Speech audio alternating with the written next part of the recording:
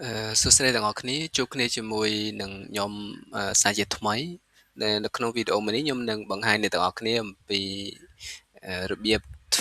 ធ្វើ slide មេរៀនដោយប្រើប្រាស់ AI មួយអឺដែលអាចជំនួយដល់ការធ្វើមេរៀនរបស់យើងនឹងបានលឿនចឹងនៅក្នុងនេះខ្ញុំនឹងប្រើ AI ពីរទីមួយគឺខ្ញុំប្រើ ChatGPT ចឹងខ្ញុំចូល ChatGPT ហើយមួយទៀតគឺខ្ញុំប្រើ Docky ដើម្បី generate slide ចឹងចំពោះ ChatGPT គឺខ្ញុំឲ្យវា plan content ឲ្យខ្ញុំហើយ Docky ជាអ្នក generate slide ឲ្យខ្ញុំចឹងឧទាហរណ៍នៅកន្លែងនេះខ្ញុំឲ្យខ្ញុំទៅសេដាក់ថា create a lesson plan for Python conditional lesson ឧទាហរណ៍ចឹងចឹងអានេះខ្ញុំយកថា10 slide ខ្ញុំដាក់10 slide ចឹងពេលហ្នឹង ChatGPT នឹង plan ឲ្យខ្ញុំចំនួន10 slide ទៅលើមេរៀន Python ទាក់ទងជាមួយនឹង conditional អញ្ចឹងកន្លែងនេះយើងឃើញ slide ទី1យើងមាន slide ទី2ទី3ទី4ហើយទី5អញ្ចឹងទៅអញ្ចឹងហ្នឹងគឺយើងអាចដាក់មេរៀនណាក៏បានអាស្រ័យទៅលើជំនាញរបស់យើងអាចថាជាភាសាអង់គ្លេសឬក៏ភាសាអីផ្សេងអាស្រ័យទៅលើ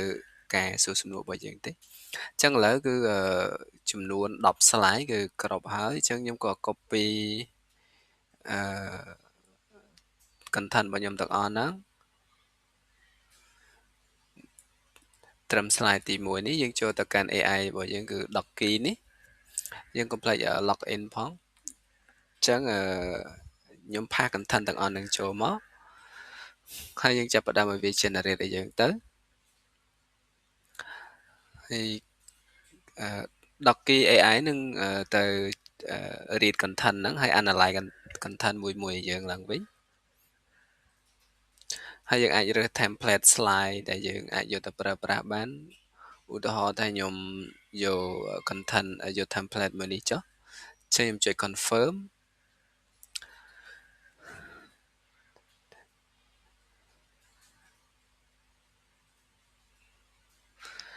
អូខេចឹងកន្លែងនេះគឺយើងរងចាំឲ្យ Docky generate content ឲ្យយើងកន្លែងនេះគឺវា generate ពី slide ទី1 slide ទី2 slide ទី3របស់យើងទី4អីចឹងទៅ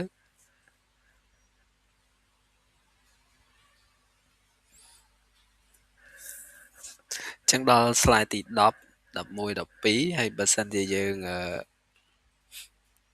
អត់ពេញចិត្ត slide ណាមួយយើងអាចទៅ save prompt នៅកន្លែងនេះដើម្បី change បានតាមលេខរៀង slide តែឥឡូវខ្ញុំអូខេខ្ញុំ confirm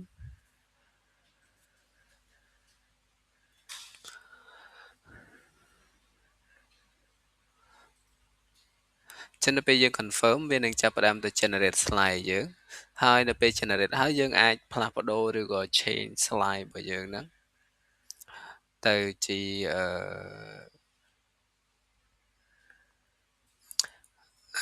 អ្វីដែលយើងចង់បានឬក៏ add up បន្ថែម change នៅលើហ្នឹងក៏បានយើងឲ្យវាថែម slide ថ្មីឬក៏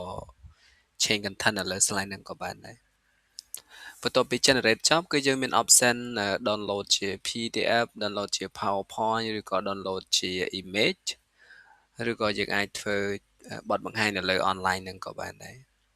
ឬក៏យើងអាច share ទៅកាន់គ្នាយើងដោយអាច demo ឬក៏ present នៅលើ internet តែម្ដងចឹងកន្លែងនេះគឺវាកំពុងតែធ្វើការ generate ហើយចឹងនេះគឺ slide ដំបូងគឺ Python conditional decision making ចឹងហ្នឹងគឺយើងមាន agenda អូខេចឹងយើងទៅ generate ទៅបន្តទៀតទៅចឹងនៅពេលចប់យើងអាច change sim ថ្មីក៏បានយើងចង់ download យើងចង់ធ្វើបទបង្ហាញឬក៏ share ទៅកាន់មិត្តភ័ក្តិយើងដើម្បីឲ្យគាត់អាចមើល slide ហ្នឹង present slide ធ្វើបទបង្ហាញ slide ហ្នឹងបានចឹងនេះគឺ slide បន្ទាប់ពី AI មួយហ្នឹងបាន generate ឲ្យយើងហើយចឹងវាសល់ប្រហែល slide ទៀតដែលវាកំពុងដំណើរការយើងរងចាំបន្តិចទៅ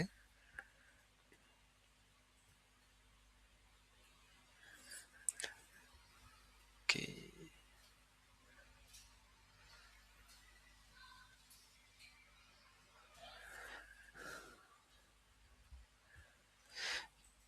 ចឹងទៅពេលចប់វានឹង load កន្លែងនេះដែលយើងអាច download ឬក៏ start present បានយើងឃើញការ design របស់អឺ slide ហ្នឹងគឺ clean ហើយនឹងងាយស្រួលយល់និងអាចយកទៅបញ្យល់សិស្សរបស់យើងបានលឿននិងអាច share ជាឯកសារឲ្យសិស្សរបស់យើងមើលបានដែលគាត់អាចមើលហើយនឹងងាយយល់ចឹងសម្រាប់ខ្ញុំបានតែ AI ផ្សេងៗដែរប៉ុន្តែចំពោះ AI មួយនេះការ design របស់AI មួយនេះគឺ clean ហើយនឹងស្អាតសម្រាប់ខ្ញុំហើយ AI ផ្សេងគឺ content មកគឺរៀងភាគច្រើនទៅជាអក្សរអត់សូវ analyze ឲ្យយើងបែបនេះទេអូខេចឹងយើងដូចជាចប់អស់ហើយអូខេសល់ slide អូខេសល់ប្រហែល slide ទៀតខាងនេះវាកំពុងដើរអូខេឥឡូវគឺចប់អស់ហើយចេះពេលចប់អស់ហើយយើងអាចមាន option ដែលយើងអាចចង់ផ្លាស់ប្ដូរ sim យើងអាចចុចទៅលើ change sim បើសិនយើងអត់ពេញចិត្ត sim ហ្នឹងឬមួយក៏យើងdownload ដែលយើងអាច download ជា PDF ជា PowerPoint ឬក៏ជា image ឬក៏យើងធ្វើបទបង្ហាញ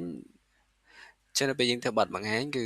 វាមាន animation រស់រវើកឲ្យយើងនៅក្នុងហ្នឹងតែម្ដងដែល interact ឲ្យទាក់ទាញយើងឃើញ slide របស់យើងគឺងាយស្រួលបញ្យល់សិស្សមែនទែនគឺឧទាហរណ៍ទាក់ទងជាមួយនឹង condition if raining take umbrella អីចឹងទៅហើយជាមើលពី structure ការ design animation make nice and សម្រាប់ខ្ញុំគឺ